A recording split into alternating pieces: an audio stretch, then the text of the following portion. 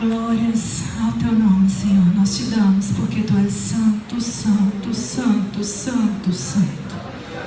Oh Deus, em tua presença nós estamos, tributamos a ti toda a honra, glória e louvor. Nós nos curvamos, Senhor, diante de ti nesta noite e reconhecemos o seu senhorio sobre nós. Deus querido, nós nos dobramos diante de ti, Senhor, e clamamos pela tua misericórdia e graça. Deus, eu te peço, na autoridade do Espírito Santo de Deus, que o teu sangue, Senhor, seja derramado sobre a vida do teu servo nessa noite de forma especial. Senhor, em nome de Jesus, Senhor, repreende toda seta, oh Deus querido, Pai querido, todo ataque do inimigo contra a vida do teu filho, venha cair por terra em nome de Jesus. Deus querido, unja os lábios, mente, Senhor, do teu filho, Pai, para que a tua palavra, Senhor querido, venha ser lançada ao coração da tua igreja e venha encontrar lugar fértil e venha frutificar em nome de Jesus. Deus querido, que toda a autoridade que vem do céu seja sobre a vida do teu servo nesta noite. Passa o teu sangue sobre ele, Senhor, porque a tua palavra, Deus, quando ela é lançada, ela não volta vazia. Dá autoridade ao teu filho e unge-o nesta noite, Senhor. Liberta vidas em nome de Jesus, para a honra e glória do teu nome. Em nome de Jesus. Amém. Amém. Amém. Graças a Deus. Queridos, vamos abrir nossas Bíblias na carta que Paulo escreveu aos Romanos, capítulo 1. Talvez você possa até dizer assim, mas de novo. Nós veremos hoje, do verso 7 em diante, Romanos capítulo 1. Essa é a carta mais extensa escrita pelo apóstolo Paulo. Por muitos também é conhecido como a Magna Carta de Paulo. Ela tem uma profundidade teológica ímpar, além de ser a carta que envolveu com os maiores acontecimentos eclesiásticos da história. Em vários momentos especiais da história da igreja, a Epístola aos Romanos esteve lá diretamente envolvida. Por exemplo, o que impulsionou a reforma protestante foi a leitura que Martinho Lutero fez de Romanos capítulo 1, sobretudo versos 16, 17, quando ele descobriu que o justo viverá pela fé. Nós estamos chegando no mês de outubro, quando vamos comemorar 502 anos da reforma protestante. E graças a Deus, essa foi a carta que o Espírito Santo usou para poder incendiar, colocar fogo no coração do reformador. Também foi através dela que Deus trouxe a salvação, através do Espírito. O grande escritor e teólogo da história, Agostinho de Hipona, também lendo esse livro, foi quando ele descobriu a profundidade e o pecado que estava nos seus membros, na sua carne, e clamou a Deus pela sua misericórdia e salvação. Romanos é, então, uma carta não menosprezando as outras, mas uma carta muito especial. É claro que toda a Escritura é inspirada por Deus, toda a Escritura, mas aqui nós temos um livro que é direcionado à igreja que estava em Roma, com uma finalidade específica. Alguns vão pensar assim, por que Romanos é uma epístola assim tão profunda? Romanos não é uma epístola com cunho teológico. Vamos pensar assim, Romanos é só para seminarista, teólogo, pastores. Não, Romanos foi escrito com um pano de fundo altamente missiológico. A finalidade de Paulo era convencer a igreja que estava em Roma para a investir no seu ministério a fim de que ele alcançasse outras regiões. Ao que parece, a ideia de Paulo era chegar até a Espanha, e alcançando a Espanha, ele estaria pregando o Evangelho aonde o Evangelho ainda não havia sido pregado.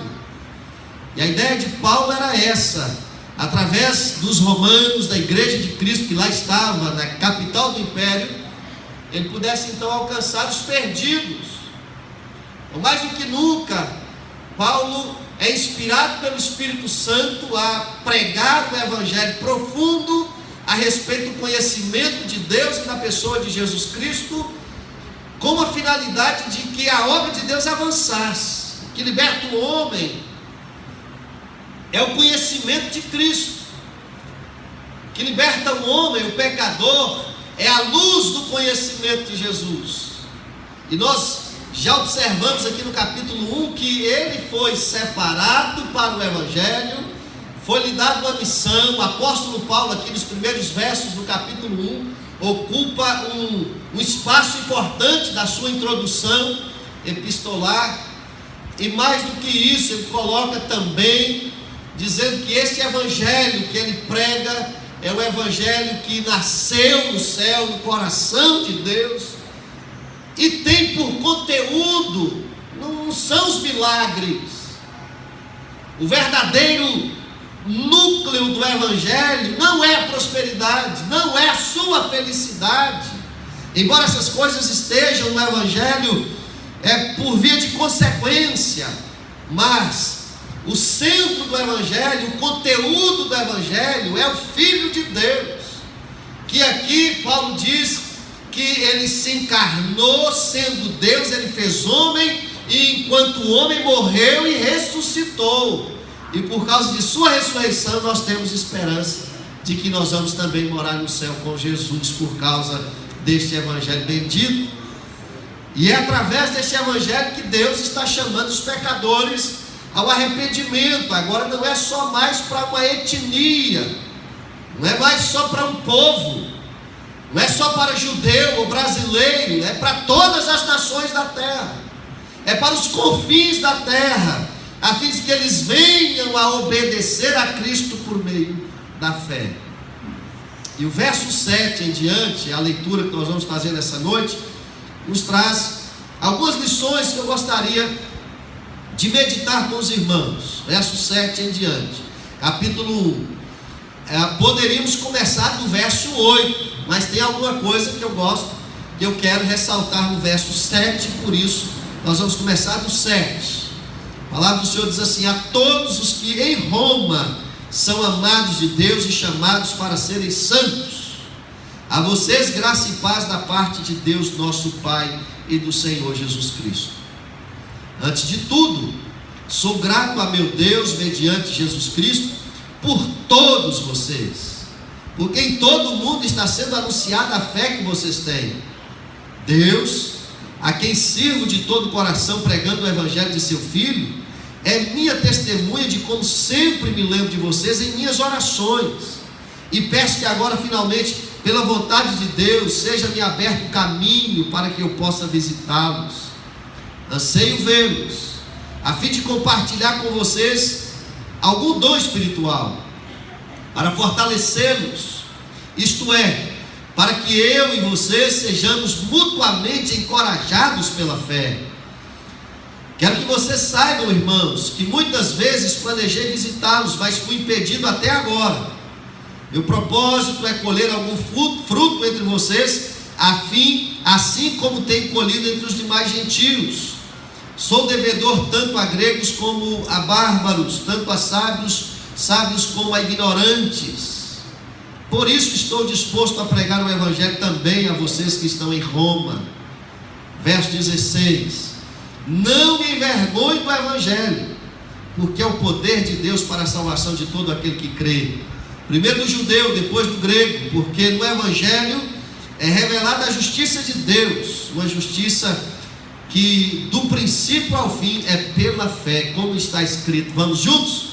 O justo viverá. Vamos de novo? O justo viverá pela fé.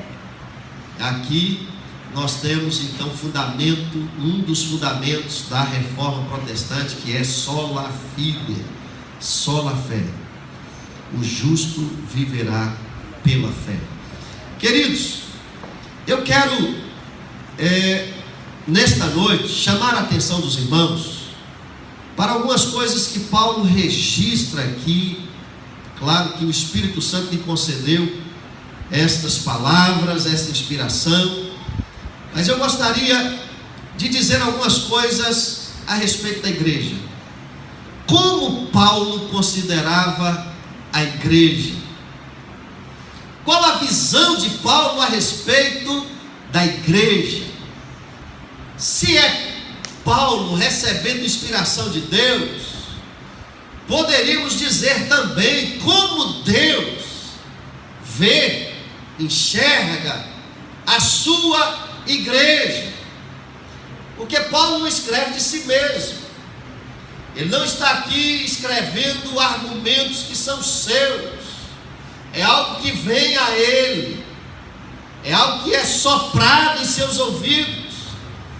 E como diz na teologia, a inerrância bíblica e a inspiração bíblica, o Espírito Santo conduziu os seus servos no pensamento, na formulação dos argumentos e na escolha das palavras.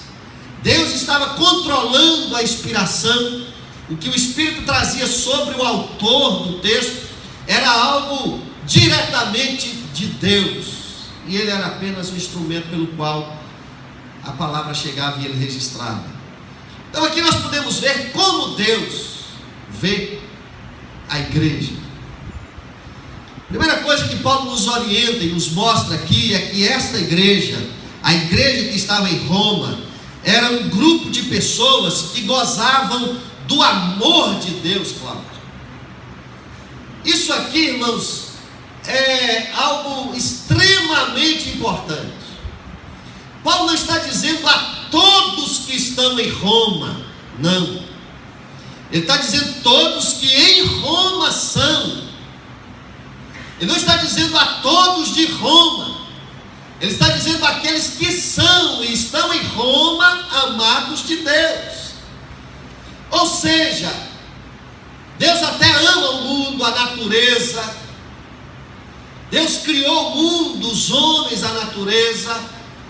Mas sobre a igreja, de alguma forma, talvez que a gente não sabe nem explicar, Deus direcionou o seu amor de maneira extraordinária e especial.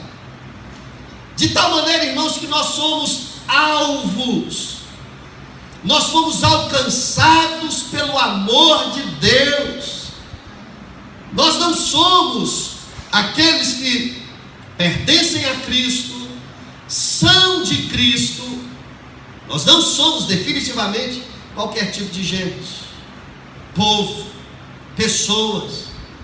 Paulo vai dizer que a igreja de Jesus não é apenas a menina dos olhos de Deus, mas é o povo amado por Deus. Isso te traz alguma consolação ou não?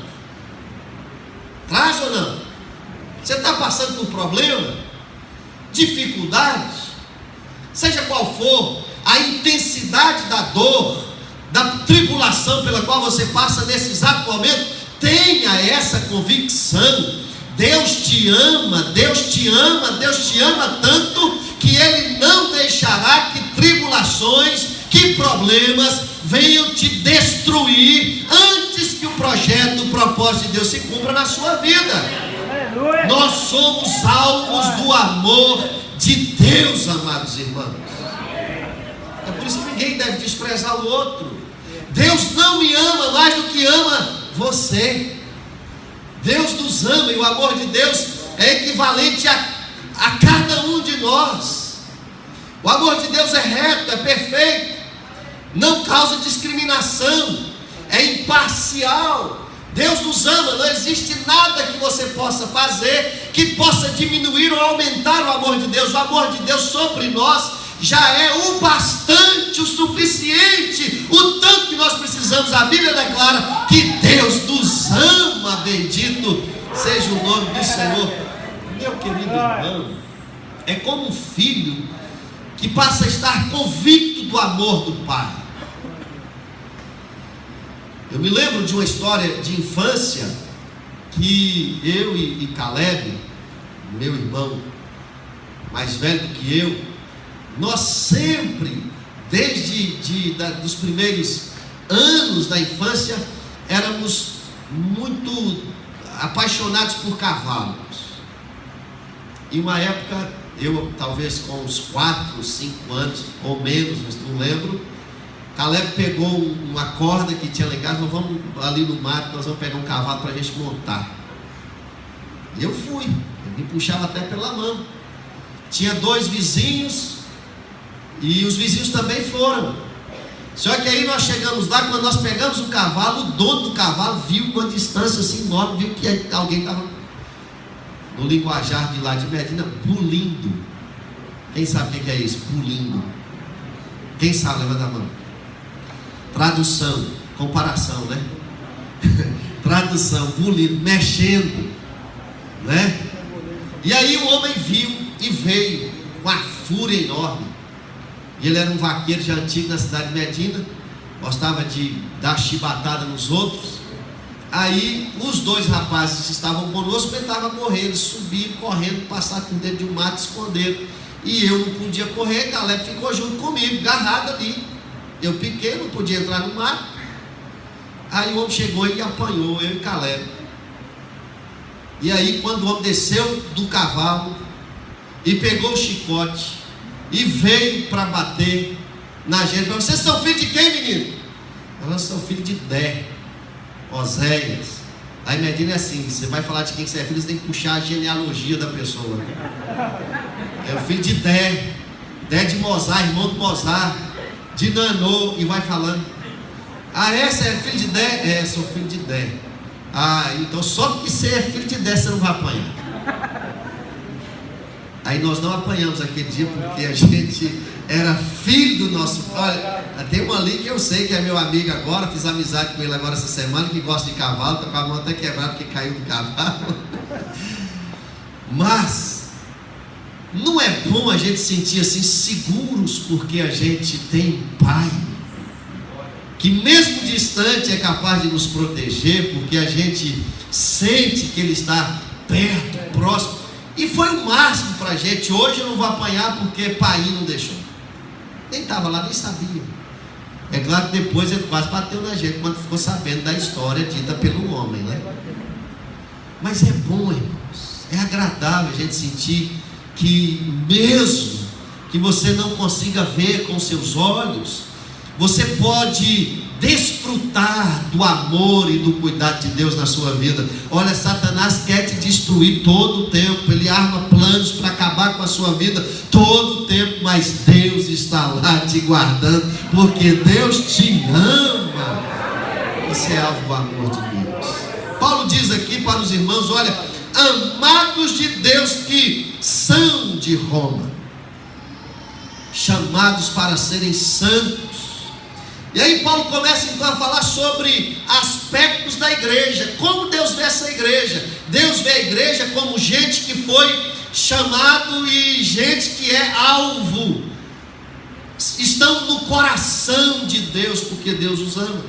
Depois Paulo, no verso 8, diz assim: antes de tudo sou grato a Deus, mediante Jesus Cristo, por todos vocês. Irmão, será que a igreja de Roma tinha problemas, tinha confusão, tinha desavença, tinha gente olhando atravessado para o outro, tinha maledicência? Será que lá tinha irmão brigando com irmão?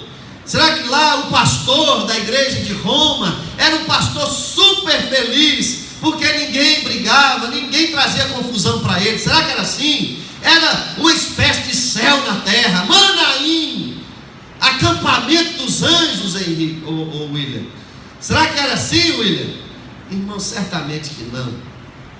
Mas Paulo chega para essa igreja e diz assim, sem conhecer, mas sabendo tudo a respeito da natureza dos homens, sem conhecê-los fisicamente, mas sabendo que lá em Roma havia todo o potencial para que eles fossem como em Corinto, uma igreja altamente cheia de dificuldades. Mas Paulo chega aqui e diz assim: olha, eu dou graças a Deus por vocês. A gente precisa aprender com Paulo que na visão de Deus aqui, a igreja, por mais problemática, por mais difícil que ela seja, nós sempre precisamos dar graças a Deus por ela. Você já deu graças a Deus por sua igreja? Eu me lembro de uma imagem que eu vi certa vez, de uma senhora, uma imagem, né? Uma senhora sentada no banco da praça, e aí ela petrificou ali, e diz que a mulher que estava ali já tinha muitos anos ali, que chegou a morrer e petrificar ali, e perguntaram: o que a senhora faz aqui? Ela disse: estou aguardando uma igreja perfeita para mim se tornar membro. Você não vai achar. Você vai virar pó, mas não vai encontrar perfeita não. Mas Deus não está à procura, irmãos, de igreja que seja perfeita. Deus está à procura de gente que é lavada e remida do sangue do Cordeiro, que se arrepende dos seus pecados, que vence as suas dificuldades, que é capaz de amar o outro mesmo sendo diferente dele, que é capaz de suportar os desiguais. Deus está à procura de gente que é capaz de sofrer por aquele que nem obrigado vai dizer, porque foi isso que Ele fez por nós. Se Deus fez isso por nós, Ele espera que façamos isso pelos outros. E Paulo está dizendo aqui: eu dou graças a Deus por vocês todos os dias. Nós precisamos aprender a dar graças a Deus por nossa igreja, mesmo que ela não seja perfeita, mesmo que o pastor não seja o melhor ou o perfeito, mesmo que a liderança não seja a melhor ou a perfeita. Aprenda a dar graças a Deus pela igreja que Ele te deu, pela igreja que Ele te plantou, pela igreja que Ele te inseriu, porque você é amado de Deus, e Deus tem cuidado para te colocar no lugar certo, a fim de que onde você está, você possa frutificar para a glória do Senhor. Dou graças a Deus, sou grato a meu Deus, mediante Jesus Cristo, por todos vós. Agora, a razão que Paulo demonstra aqui ser grato a Deus por esta igreja, é que esta igreja, ela dava testemunho de sua fé, e o testemunho da fé deles ecoava por toda a bacia do Mediterrâneo. Sabe, irmãos, eu preguei aqui uma vez um sermão baseado na vida de Abraão, e disse o seguinte: Deus não procura gente perfeita, Deus procura homens que têm fé. Deus não está à procura de igrejas perfeitas, Ele sabe que nós não somos, mas Deus ama a igreja que compartilha a sua fé com alegria, com fervor e temor. Paulo vai dizer aqui o seguinte: porque em todo o mundo está sendo anunciada a fé que vocês têm.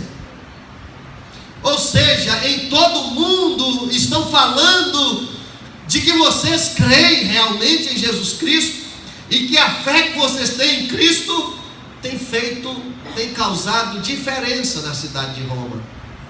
É interessante que em Filipenses, no capítulo 4 de sua epístola, Paulo escrevendo à igreja, aos filipenses, Paulo declara lá no final, dando as últimas saudações, ou a despedida da igreja, ele diz assim: olha, também quero saudar aos santos que estão na casa de César. A igreja de Roma era uma igreja que demonstrava tanto a sua fé, que agora a fé não está entre os cristãos, ou seja, na periferia da cidade, mas a fé adentrou dentro do palácio, adentrou o palácio de César. Nós precisamos ter essa fé, porque quando Deus vê a igreja capaz de compartilhar, anunciar e testemunhar a sua fé. Ô irmãos, sabe o que acontece conosco? A gente às vezes banaliza essas coisas. e a gente imagina que o que nós temos de fé, o que nós recebemos de bênção, a nossa convicção espiritual, Cláudio, ela deve ser só para nós. Não. Deus vê a igreja, nas palavras de Paulo, como um povo capaz de anunciar, de compartilhar, de testemunhar a sua fé em Cristo. O Evangelho não deve ficar só em você. Você não é o depositário exclusivo do Evangelho. Essa fé que Deus nos chamou para obedecer precisa ser compartilhada, anunciada. Se não for por palavras, que seja através de gestos e atos. Já disse alguém que, se necessário for, compartilhe o Evangelho com a sua vida. Se for necessário, use palavras.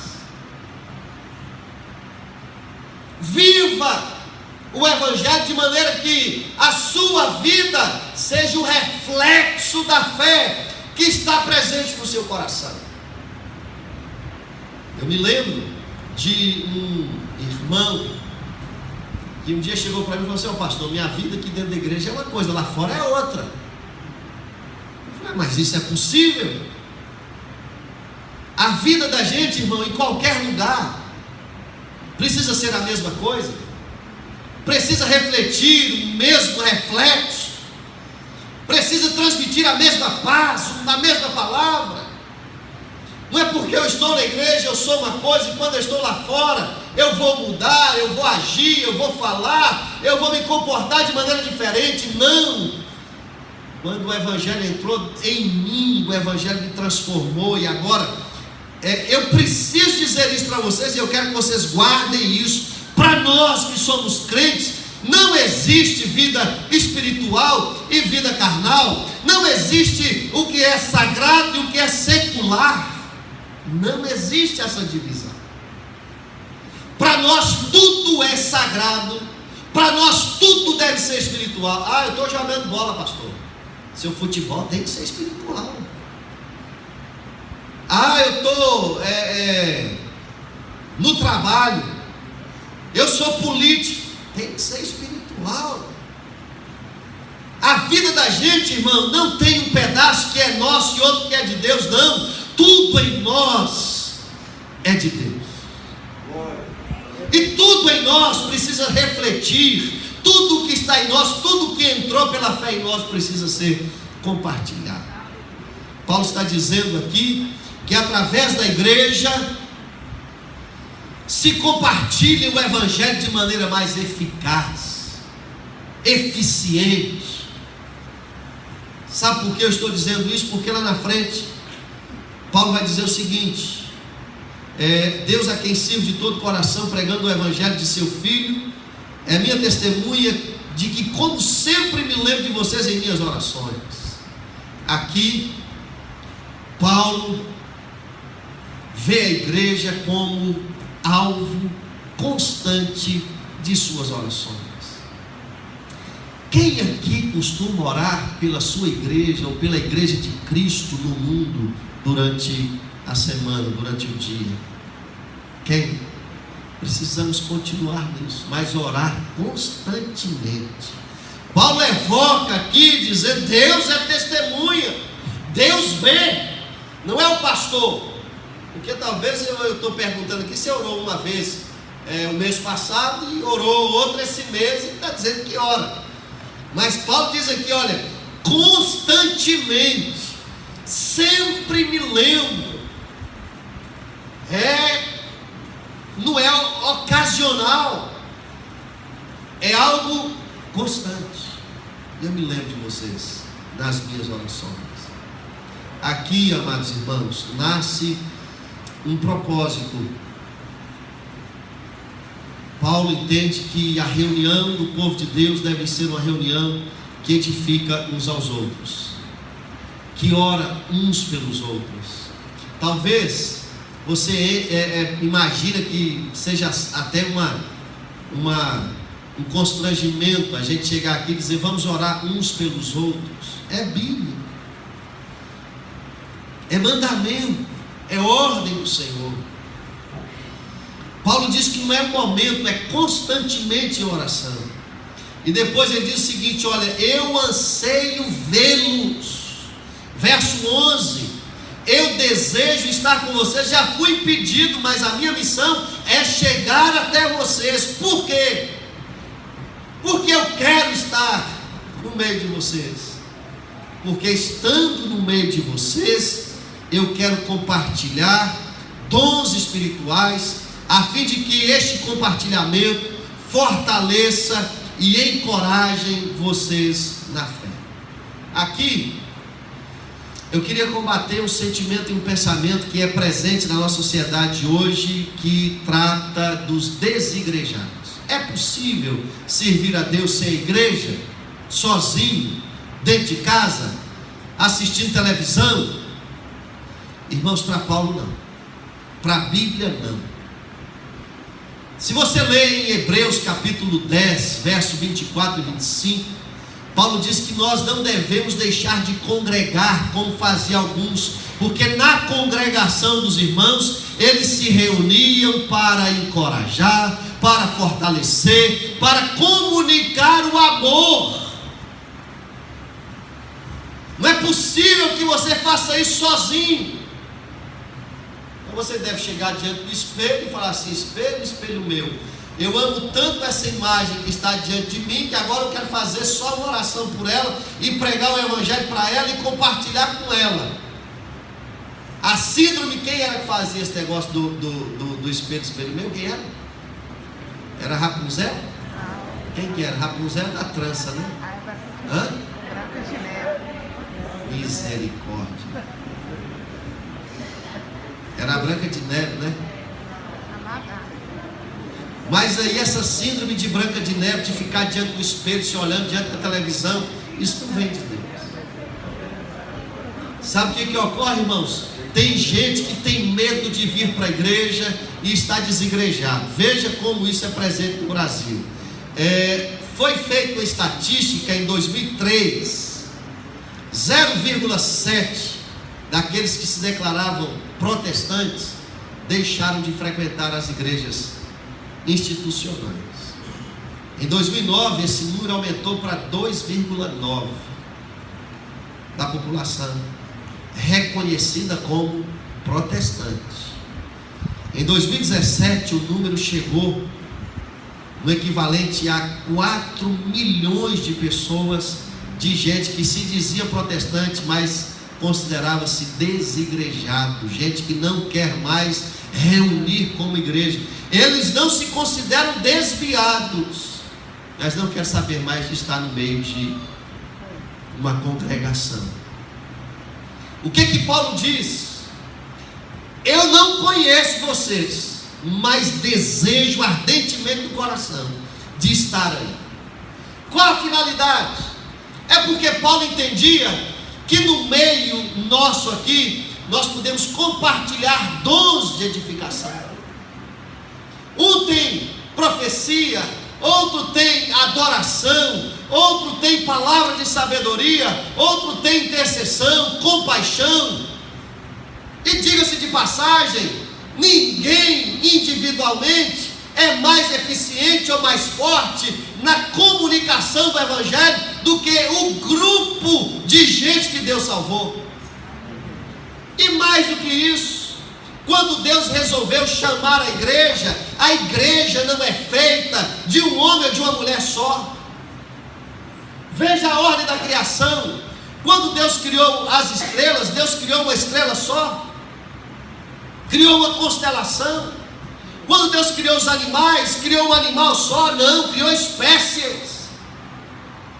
Quando Deus chamou Abraão, era para que Abraão fosse o único servo de Deus na terra? Não, era para que através de Abraão nascesse um povo. Quando Deus chamou a igreja, Deus não chamou apenas os discípulos, Deus chamou os convertidos, salvos em Cristo, chamados pelo Espírito para pertencerem a Cristo e serem na terra a família de Deus. Não é possível ser família de um homem ou de uma mulher só. Nenhuma música, irmãos, é feita com a nota só. Nenhum crente pode ser crente sendo ele isolado dentro de casa. Paulo está dizendo: nos reunimos, mesmo com diferenças, mesmo com dificuldades, nos reunimos, porque na nossa reunião um ajuda o outro, o fraco é fortalecido pelo forte, o que está triste se alegra com o alegre, o que está em dificuldade recebe a oração daquele que tem fé, e assim nós caminhamos a jornada na terra, sendo a igreja de Jesus imbatível e poderosa na pregação do Evangelho. Tira de sua cabeça esse negócio de que você vai ser crente em casa. E outra coisa, pense em valorizar as reuniões da igreja. Supervalorize as reuniões, os cultos da igreja, porque é aqui que nós nos fortalecemos, que nós nos encorajamos mutuamente, e como dizem Hebreus, até porque estamos vendo que os tempos são difíceis e que Jesus está voltando. Jesus está voltando.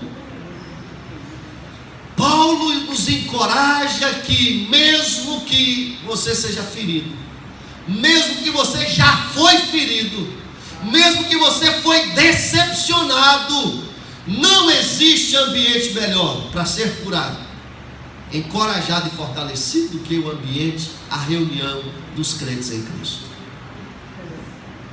Valorize a escola bíblica dominical. Faça os seus filhos seguirem o seu exemplo.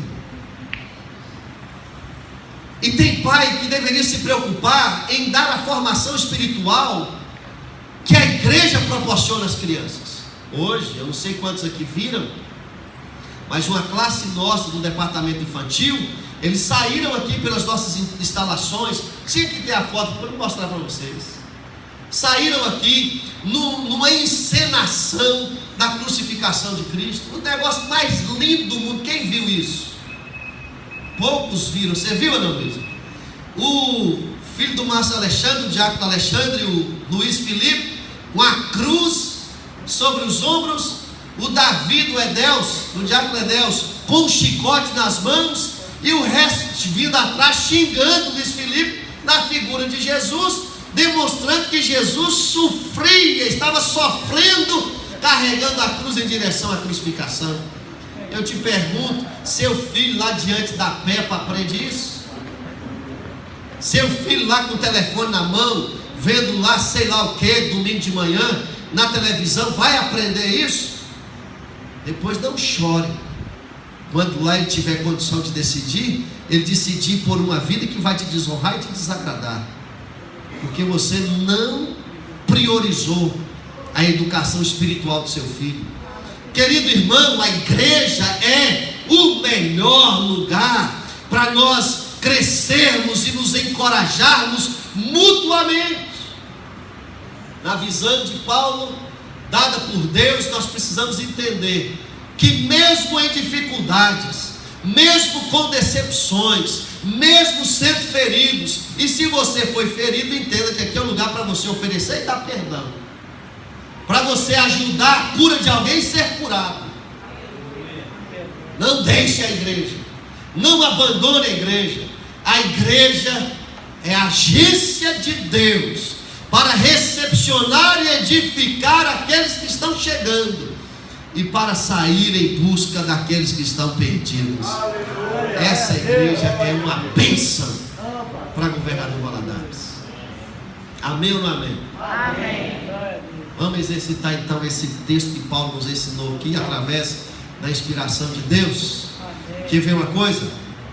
Nós estamos sofrendo nesses dias por causa da depressão. Quem já ouviu falar de um parente, de um amigo, ou talvez de alguém que está dentro da sua família, seu pai, sua mãe, seu irmão, que passou por isso ou está passando? Quem? Alcoolismo. Nós estamos ensinando isso na escola bíblica dominical. O alcoolismo tem destruído vidas, famílias. O alcoolismo, queridos irmãos, mata mais no Brasil do que as drogas que são consideradas ilícitas.